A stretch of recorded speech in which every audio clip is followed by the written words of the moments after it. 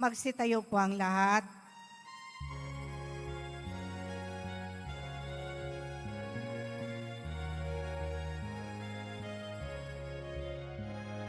Ipahayag ang balita na ang Diyos dito'y darating. Maghanda sa kanyang banal na pagsilang, tayo sa mundo'y magdiwang. Siya ay may taglay na karunungan, at siya ay makatarungan. Sa tao siya ang kailangan, nasa kanya'y kaliwanagan. Ipahayag ang balita na ang Diyos dito'y darating. Maghanda sa kanyang banal na pagsilang, tayo sa mundo'y magdiwang. Sa ngala ng Ama at ng Anak at ng Espiritu Santo, Amen. sumainyo ang Panginoon. At sumayo rin. Mga kapatid, aminin natin ang ating mga kasalanan upang tayo maging marapat gumanap sa banal na pagdiriwang.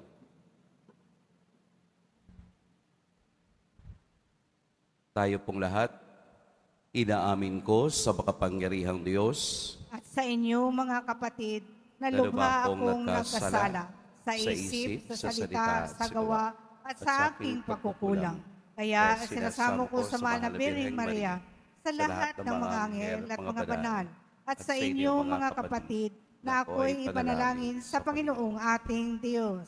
Kaawaan tayo ng makapangyarihang Diyos, patawarin tayo sa ating mga kasalanan, at patnubayan tayo sa buhay na walang hanggan. Amen.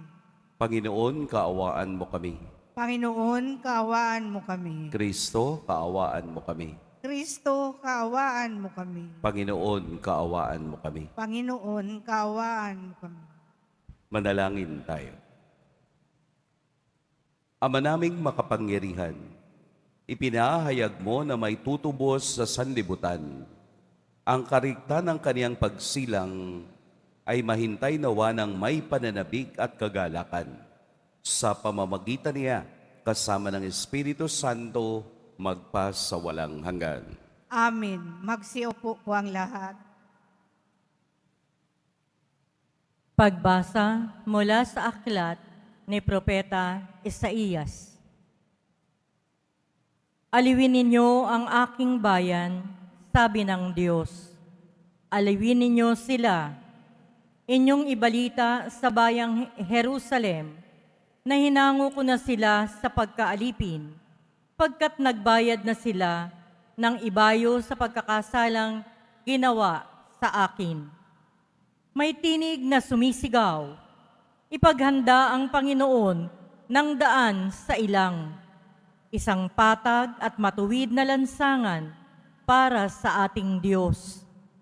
Tambakan ang mga lambak, patagin ang mga burol at bundok, at pantayin ang mga baku-bakong daan. Mahahayag ang kaningningan ng Panginoon at makikita ng lahat. Siya mismo ang nagsabi nito. Magpahayag ka, ang sabi ng tinig. Ano ang ipahahayag ko? Tanong ko. Sumagot siya, ipahayag mong ang tao ay tulad ng damo. Ang kanyang buhay ay tulad lamang ng bulaklak sa parang. Nalalanta ang damo at ang mga bulaklak ay kumukupas kung sila'y mahipan ng hangin.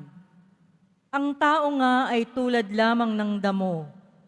Oo, ang damo ay nalalanta at kumukupas ang mga bulaklak. Ngunit ang salita ng Diyos ay hindi lilipas. At ikaw, O Jerusalem, mabuting balita ay iyong ihayag. Ikaw, Sion, umakyat ka sa tuktok ng bundok. Ikaw ay sumigaw, huwag kang masisindak. Sabihin sa Huda, narito ang iyong Diyos. Dumarating ang Panginoon na makapangyarihan, taglayang gantimpala sa mga hinirang. At tulad ng pastol, yaong kawan niya ay kakalingain sa sariling bisig. Yaong mga tupay kanyang titipunin, sa kanyang kandungan ay pagyayamanin, at papatnubayan ang tupang may supling. Ang salita ng Diyos. Salamat sa Diyos. Ang ating Diyos ay darating upang tayo ay tubusin. Ang ating Diyos ay darating upang tayo ay tubusin. Purihin ang Panginoon, awitan ng bagong awit. Panginooy papurihan nitong lahat sa daigdig. Awitan ang Panginoon, ngalan niya ay purihin. Araw-araw ang ginawang pagliligtas ay banggitin. Ang ating Diyos ay darating upang tayo ay tubusin. Kahit sa ay ipahayag na ang poon ay dakila, sa madla ay ipahayag ang dakila niyang gawa. Panginooy siyang hari, sa daigdig ay sabihin, sa paghatol sa nilikha, lahat pantay sa paningin. Ang ating Diyos ay darating upang tayo ay tubusin. Lupa't langit ay magsaya, umugong ang kalaliman. Lahat kayo na nilikhang nasa tubig ay magdiwang. Ang bukirin at ang lahat ng naroo ay sumigaw. Pati mga punong kahoy sa galak ay mag-awitan. Ang ating Diyos ay darating upang tayo ay tubusin. Ang poon ay pupurihin pagkat siya ay daratal. Paririto sa daigdig upang lahat ay hatulan. Tapat siya kung humatol at lahat ay pantay-pantay. Ang ating Diyos ay darating upang tayo ay tubusin. Magsitayo po ang lahat.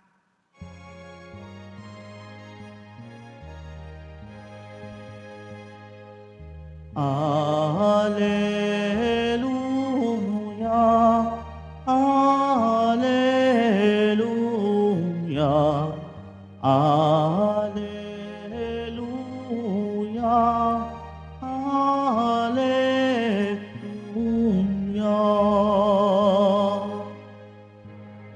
Narito ang araw ng Diyos, darating upang matubos tayong kaniyang kinukupkop. Alleluia, Alleluia, Alleluia, Alleluia.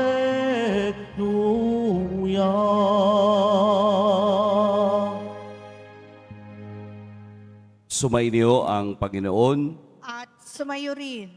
Ang mabuting balita ng Panginoon ayon kay San Mateo. Papuri sa iyo, Panginoon. Noong panahong iyon, sinabi ni Jesus sa kaniyang mga alagad, "Ano sa akala ninyo ang gagawin ng isang taong may 100 tupa kung maligaw ang isa sa mga iyon? Hindi kaya niya iiwan ang 99 na nanginginain sa kaburulan upang hanapin ang naligaw? Sinasabi ko sa inyo, kapag nasumpungan niya ito, higit niyang ikinagagalak ang isang ito kaysa 99 na hindi naligaw. Gayon din naman, hindi kalooban ng inyong amang nasa langit na mapahamak ang isa sa maliliit na ito." Mga kapatid, ang mabuting balita ng Panginoon. Pinupuri ka namin, Panginoong Jesucristo. Magsiupo po ang lahat. Magandang umaga po sa lahat. Hindi na po bago sa panahon ni Jesus ang familiar image ng tupa at pastol. Kahit na noong Old Testament, ito ay nagagamit na bilang expression ng bayan ng Diyos at ng Diyos. Kaya nga meron tayong favorite siguro ng nakararami, yung Salmo 23. Di ba yung the Lord is my shepherd, there is nothing I shall want.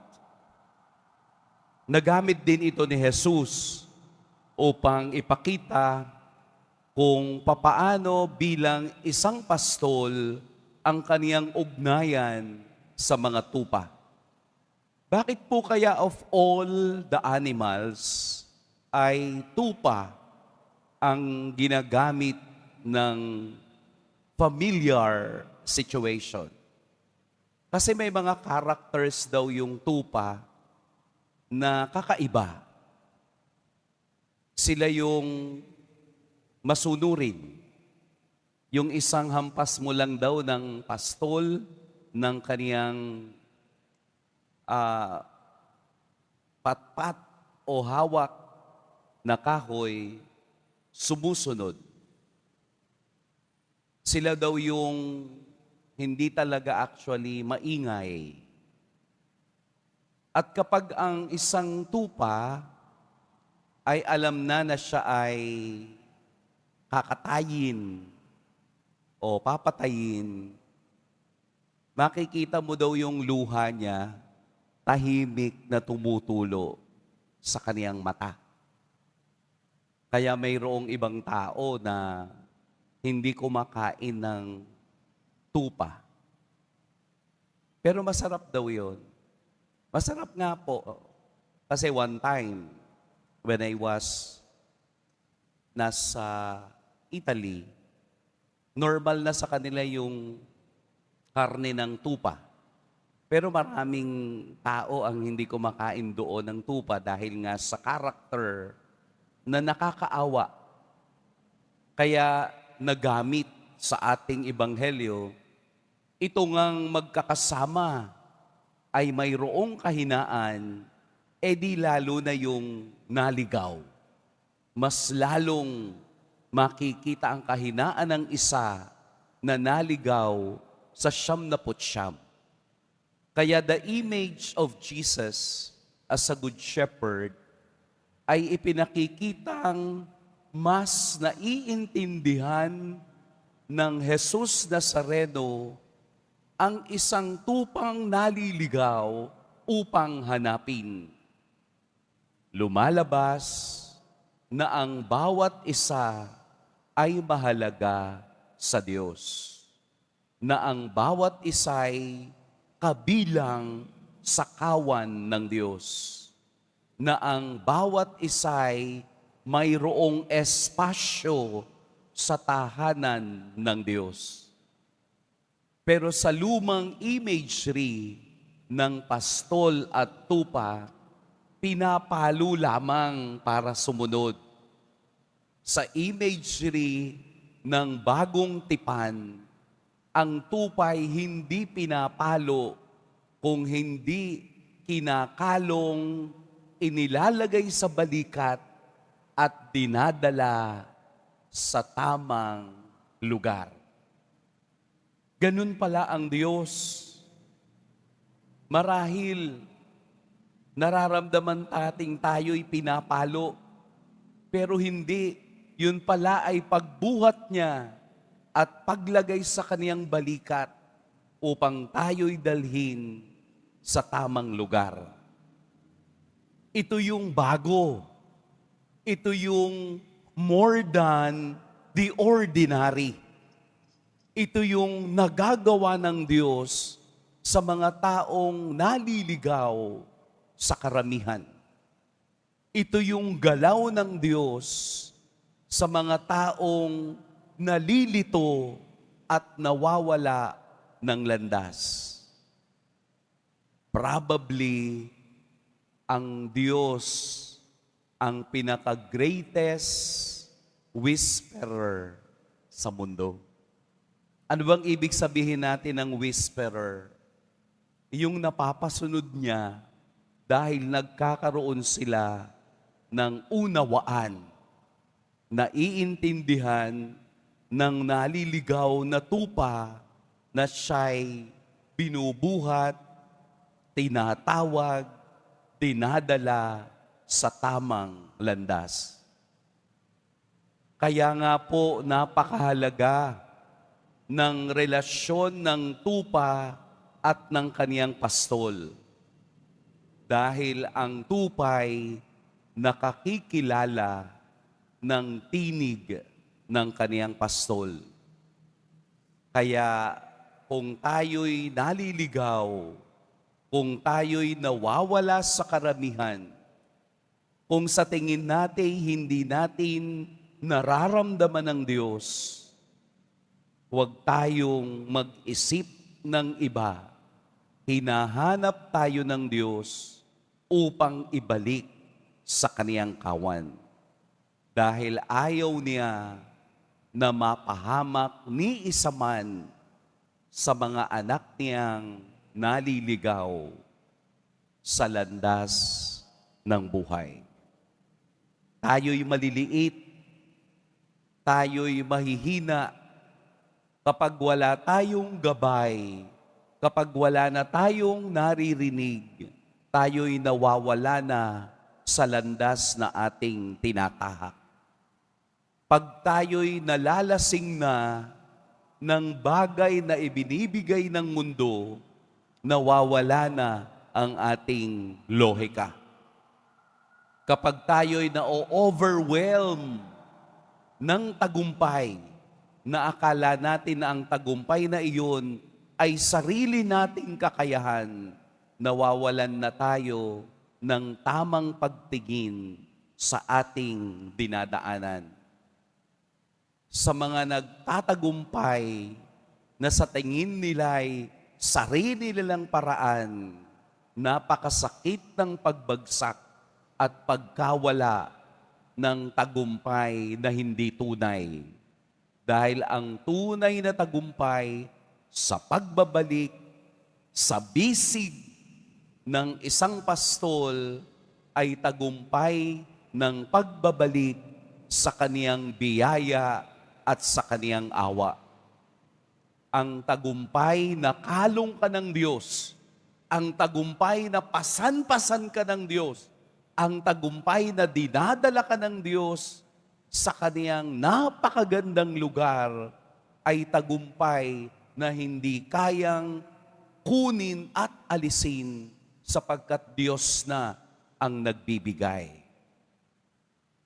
Iisipin natin palagi na mayroong isang tunay na pastol na palagi tayong hinahanap, palagi tayong tinatapik, palagi tayong binubuhat, palagi tayong pinapasan dahil alam niyang lahat tayo'y mahihina't makasalanan. Sa kaniyang pagbibigay ng lakas at sarili, makita natin ang imahe ng Poong Jesus Nazareno na hindi lamang naghihirap sapagkat ang krus na yun ay tayong mga tupang naliligaw at ibinabalik sa tamang daan. Mag-iingat po kayo ngayong araw. Pagpalain tayo ng Poong May Kapal. Magsitayo po ang lahat.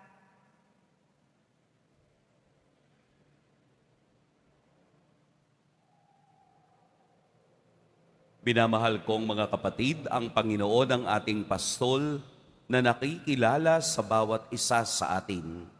Ialay natin ang ating mga panalangin sa Diyos nang may pagtitiwala sa Kaniyang pag-ibig para sa atin. Banal na pastol, dinggin mo kami. Banal na pastol, dinggin mo kami. Ang simbahan naway maging isang buhay na tanda ng tunay na malasakit at lubos na pangangalaga para sa mga itinakwil ng ating lipunan. Manalangin tayo.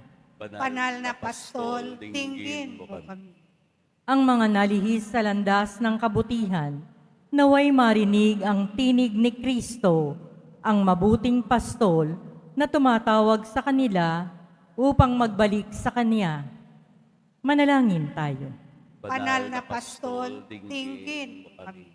Ang mga kabataan, naway marinig ang tinig ng ating Panginoon na tumatawag sa kanila para sa pagbabagong loob at sa pagtatalaga ng buhay para maglingkod. Manalangin tayo. Banal na pastol, tingin mo kami. Ang lahat ng nagdurusa at may sakit, naway makaunawa na mahal sila ng Diyos sa pamamagitan ng pagkalinga at paglingap na ibinibigay natin sa kanila. Manalangin tayo. Banal na pastol, tingin mo kami. Ang mga pumanaw na ay makapasok nawa sa pintuan ng kulungan at magdiwang na kasama ng pastol at bantay ng kanilang kaluluwa. Manalangin tayo. Banal na pastol, tingin mo kami. Pinakamabuting Ama, gabayan mo kami sa matuwid na landas. Dinggin mo ang aming mga panalangin at pagpalain mo ang bawat isa sa amin na parang ikaw ang higit na nakaaalam. Naway makasunod kami kung saan mo kami akayin. Hinihiling namin ito sa ngalan ni Kristong aming Panginoon. Amen. Magsiupo po ang lahat.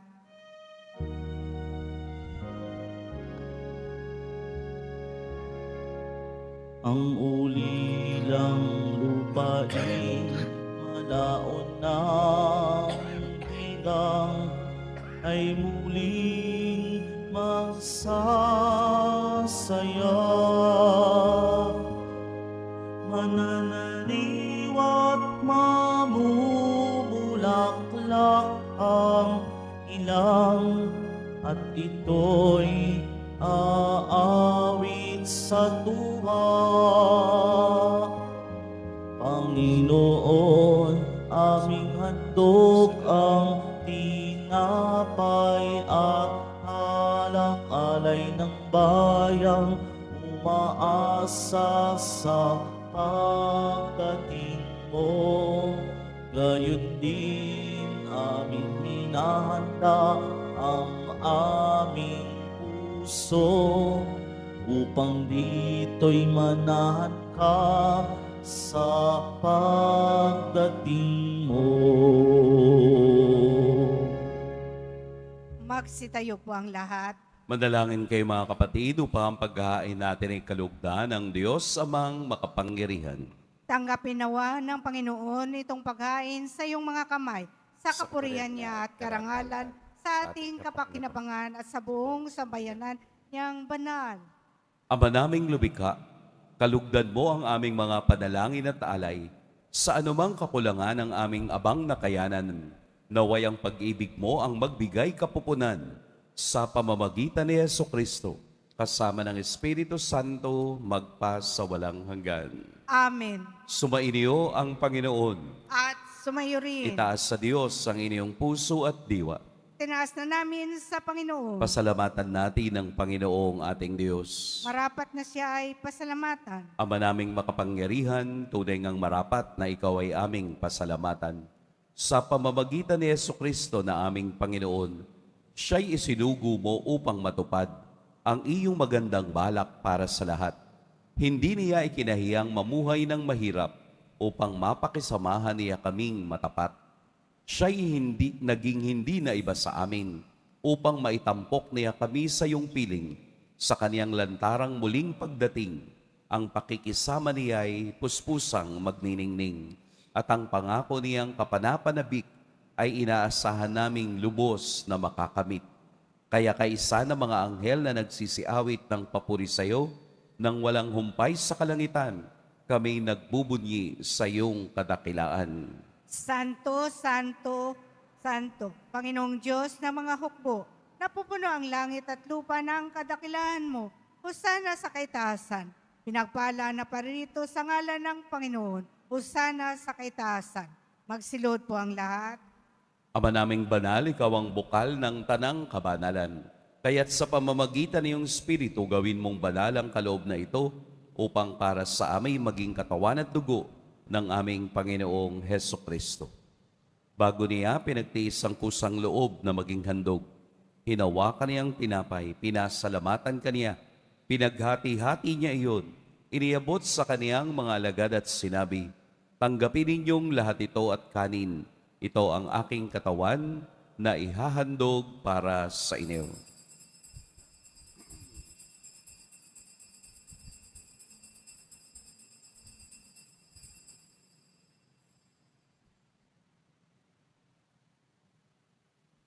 Gayun din naman, noong matapos ang hapunan, hinawakan niya ang kalis, muli kaniyang pinasalamatan, inabot niya ang kalis sa kaniyang mga alagad at sinabi, "Tanggapin ninyong lahat ito at inumin.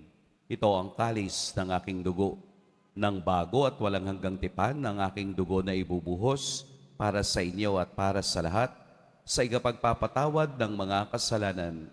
Gawin ninyo ito sa pag-alala sa akin."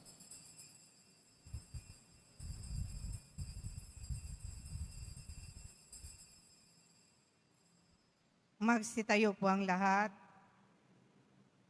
Ipagbunyi natin ang misteryo ng pananampalataya. Si Kristo'y namatay, si Kristo'y nabuhay, si Kristo'y babalik sa wakas ng panahon. Ama, ginagawa namin ngayon ang pag-alala sa pagkamatay at muling pagkabuhay ng iyong anak. Kaya tiniaalay namin sa iyo ang tinapay na nagbibigay buhay at ang kalis na nagkakaloob ng kaligtasan. Kami nagpapasalamat dahil kami iyong minarapat na tumayo sa harap mo para maglingkod sa iyo. Isinasamo namin kaming magsasalo-salo sa katawan at dugo ni Kristo ay mabuklod sa pagkakaisa sa pamamagitan ng Espiritu Santo. Ama, lingapin mo ang iyong simbahang laganap sa buong daigdig. Puspusin mo kami sa pag-ibig, kaisa ni Leon na aming Papa, at ni Jose na aming obispo at ng tanang kaparian. Alalahanin mo rin ang mga kapatid naming nahimlay nang may pag-asang sila'y muling mabubuhay, gayon din ang lahat ng mga pumanaw. Kaawaan mo sila at patuloyin sa iyong kaliwanagan. Kaawaan mo at pagitapating kaming lahat na makasalo sa iyong buhay na walang wakas. Kaisa ng mahal na Birheng Maria na ina ng Diyos, ng kabiyak ng puso niyang si San Jose, kaisa ng mga apostol ni San Juan Bautista, at ng lahat ng mga banal na namuhay dito sa daigdig ng kalugod-lugod sa iyo, maipagdiwang nawa namin ang pagpupuri sa ikararangal mo sa pamamagitan ng iyong anak na aming Panginoong Hesukristo. Sa pamamagitan ni Kristo, kasama niya at sa Kanya, ang lahat ng parangal at papuri sa iyo, Diyos Amang makapangyarihan, kasama ng Espiritu Santo, magpa sa walang hanggan. Amen. Sa tagubilin ng nakagagaling na utos at sa turo ni Jesus na Panginoon natin at Diyos, ipahayag natin ng lakas loob. Ama namin, sumasalangit ka. Sambahin ang ngalan mo. Mapasa amin ang kaharian mo. Sundin ang loob mo dito sa lupa para nang sa langit. Bigyan mo kami ngayon ng aming kakanin sa araw-araw. At patawarin mo kami sa aming mga sala, para nang papapatawad namin sa nagkakasala sa amin. At huwag mo kaming ipahintulot sa tukso, at iadya mo kami sa lahat ng masama. Hinihiling namin kami iadya sa lahat ng masama. Pagkalooban ng kapayapaan araw-araw, iligtas sa kasalanan at ilayo sa lahat ng kapahamakan. Samantalang aming pinananabikan ang dakilang araw ng pagpapahayag ng tagapagligtas naming si Hesukristo. Sapagkat iyo ang kaharian at ang kapangyarihan at ang kapurihan magpakailanman. Amen. Panginoong Hesukristo, sinabi mo sa iyong mga apostol, kapayapaan ang iniiwan ko sa inyo, ang aking kapayapaan ang ibinibigay ko sa inyo. Tunghayan mo ang aming pananampalataya at huwag ang aming pagkakasala. Pagkalooban mo kami ng kapayapaan at pagkakaisa ayon sa iyong kalooban, kasama ng Espiritu Santo, magpa sa walang hanggan. Amen. Ang kapayapaan ng Panginoon naway laging sumainiyong lahat. At sumayo rin. Magbigayan kayo ng kapayapaan sa isa't isa. Kordero ng Diyos na nag-alis ng mga kasalanan ng sanlibutan, maawa ka sa amin. Kordero ng Diyos na nag-alis ng mga kasalanan ng sanlibutan, maawa ka sa amin. Kordero ng Diyos na nag-alis ng mga kasalanan ng sanlibutan, ipagkaloob mo sa amin ang kapayapaan. Magsilod po ang lahat. Ito ang kordero ng Diyos, ito ang nag-aalis ng kasalanan ng sanlibutan. Mapalad ang mga inaaniyayahan sa kaniyang piging. Panginoon, hindi ako karapat-dapat magpatuloy sa iyo. ngunit sa isang salita mo lamang ay gagaling na ako.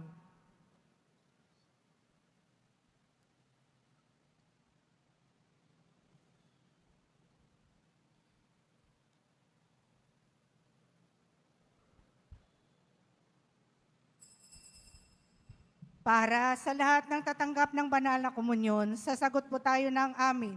Pagkasabi ng pare o ng lay minister ng katawan ni Kristo at isubo agad sa bibig bago umalis sa harapan ng pare o lay minister. Sumunod po tayo.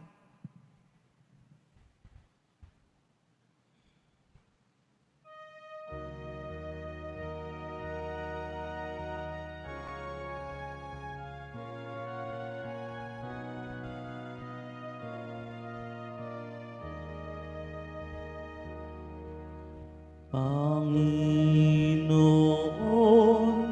masdan mo ang bayang sa'yo'y naghihintay,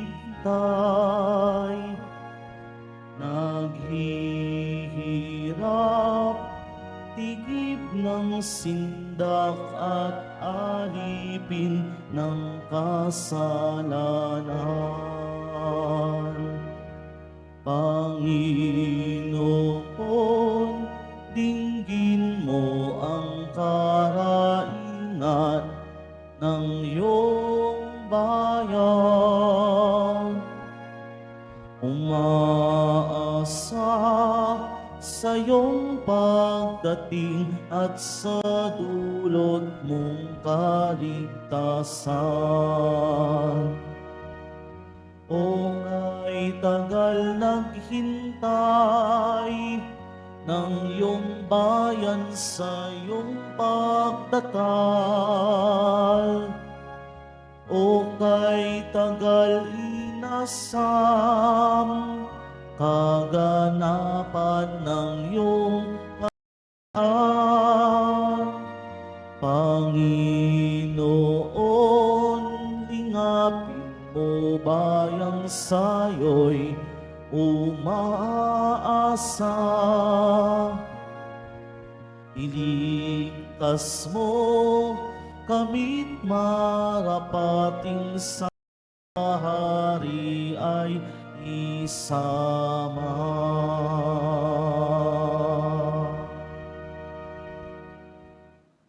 Announcement. Mga katibuto, mabibili pa rin po sa ating Paris Office ang Nazareno Images, Nazareno Medallion, at ang Nazareno Novena and Prayer Booklet in English or Tagalog. Pagkatapos ng misa, babasbasan po ang lahat ng banal na tubig. Pinakikiusapan ng lahat na manatili lamang muna sa inyong mga lugar. Tanging sa Quezon Boulevard o sa Plaza San Juan lamang ang labasan ng lahat. Sumunod po tayo. Maraming salamat po sa inyong pagdalaw at pagsisimba sa Basilica Minor at Pambansang Dambana ni Jesus Nazareno. Magsitayo po ang lahat. Manalangin tayo.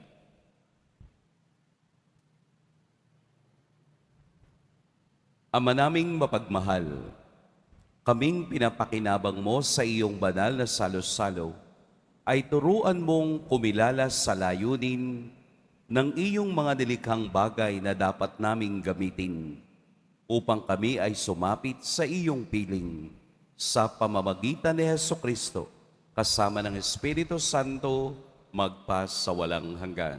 Amen. Sumainyo ang Panginoon. At sumayo rin. Yumuko kayo para sa pagbabasbas. Mahal na poong Jesus Nazareno, inihayag mo sa pamamagitan ng krus ang walang maliw na pag-ibig ng Diyos sa sangkatauhan. Pakinggan mo po ang kahilingan at dalangin, lalo na para sa mga nangangailangan ng iyong tulong at awa. Makamtan nawa namin ang iyong kasagutan na may utang na loob na tinatanaw. Basbasan din po ninyo itong mga imahen at dasalan upang lalo kaming manalangin at magtiwala. Sa pamamagitan ng bendisyon na ito, naway lalo kaming maging mapaglingkod, masunurin at tapat sa iyo na aming maluwalhating Panginoon magpas sa walang hanggan. Amen. At pagpalain kayo ng makapangyarihan at mapagmahal na Diyos, ang Ama at Anak at Espiritu Santo. Amen. Humayo kayong taglayang kapayapaan ng Poong Jesus Nazareno. Salamat sa Diyos.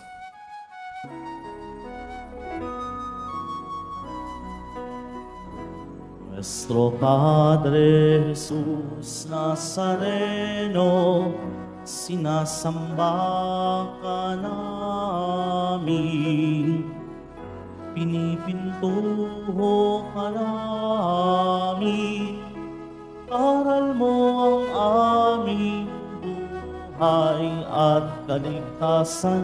Nuestro Padre Jesus Nazareno, iligtas mo kami sa kasalanan.